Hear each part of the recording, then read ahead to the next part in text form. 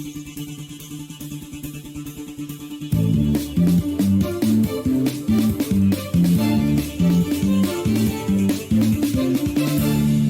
bonjour à vous, bienvenue sur le stand de PSI au salon Educatech 2024. En ce moment, je suis avec Clarisse. Bonjour Clarisse. Bonjour Valentin.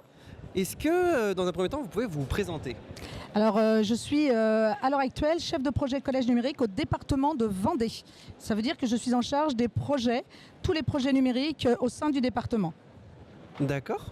Et dans le département de la Vendée, nous avons équipé un collège, le collège Michel Ragon, d'une classe flexible. Est-ce que vous pouvez nous parler un peu plus de ce projet ?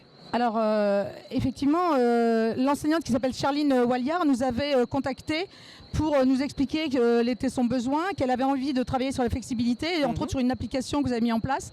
Mais pour cela, il était nécessaire qu'elle bénéficie d'un ENI, un équipement numérique, un écran numérique interactif. C'est ça. Dans ce cadre-là, ce qui avait été décidé, c'est qu'elle a fait une demande dans le cadre de ce qu'on appelle chez nous le plan annuel d'équipement.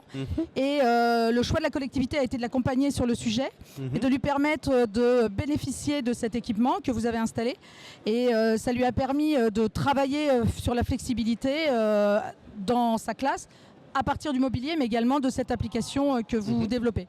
Pour le futur, est-ce que vous pensez que de tels types de projets, comme une classe flexible, des ENI ou encore le coding qu'on a aussi présent sur le stand, pourraient être intéressants et pourraient être mis en place autre part que dans ce collège-là ? Alors, nous en Vendée, il y a un plan collège qui est écrit jusqu'en 2026 avec des engagements que les élus ont décidé de faire.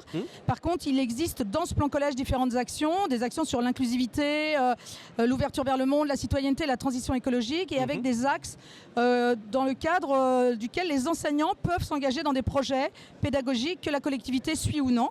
Donc la collectivité accompagnée du réseau Canopé, d'un ensemble d'enseignants et de la délégation régionale académique au numérique éducatif peut accompagner des projets. Donc si des enseignants nous faisaient ce type de demande pour pouvoir bien travailler sur la flexibilité ou autre chose.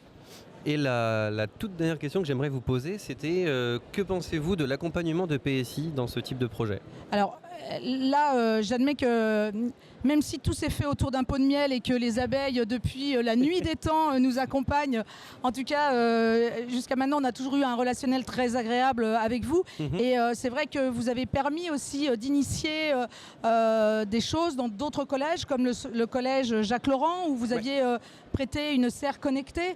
Alors, effectivement, il y a des enseignants très engagés qui permettent justement ce travail, mais c'est aussi l'intérêt de pouvoir travailler avec vous et de la simplicité avec laquelle vous avez pu le faire. Voilà.